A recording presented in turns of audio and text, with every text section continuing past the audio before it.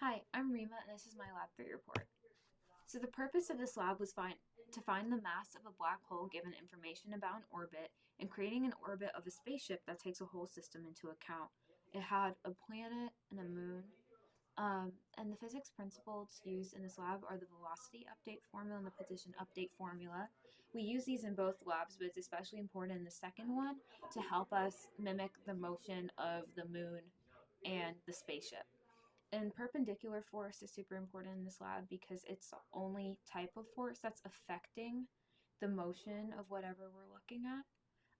And then gravitation is super important because the only forces acting on all of these objects are from gravitation. Um, a preview of the results we got. I successfully found the mass of the black hole, but I was unable to make a perfect figure eight orbit with the spaceship in the second part of the lab. But I did achieve an orbit without crashing into another object. So the system for the first part was the black hole, and for the second part was the spaceship, and the surroundings for the first part were the star, and for the second part was the planet and the moon.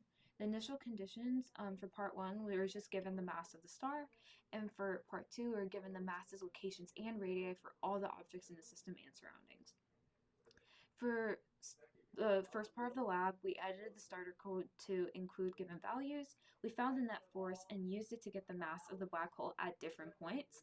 And we took the average of all those points to get a single answer. In part two, we edited the code to include the given values. We determined the initial velocity the spaceship needed to have so it doesn't crash into the planet or the moon, and then use net forces on the moon and spaceship to update position and make the two move. So this is the code that I had for part one. So line 173 gives the FNet. Then we have parallel force, perpendicular force. We found the black hole mass, and we counted the number of times that mass was calculated in the loop, and then totaled the masses calculated in each loop, and then we took the total of the masses divided by the number of loops we had to find an average. And the average is shown here. It's 2.7 times 10 to the negative 17th power. For part two, we have this while loop in the end. So we have different systems like the planet moon, ship moon, and the total force on the moon.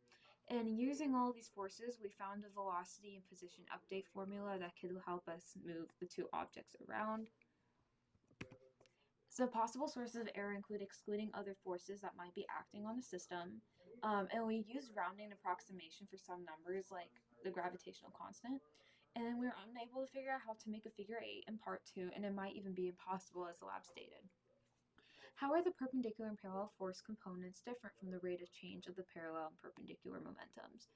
So they're actually the same value, but change in momentum is calculated with a change of velocity over a change in time.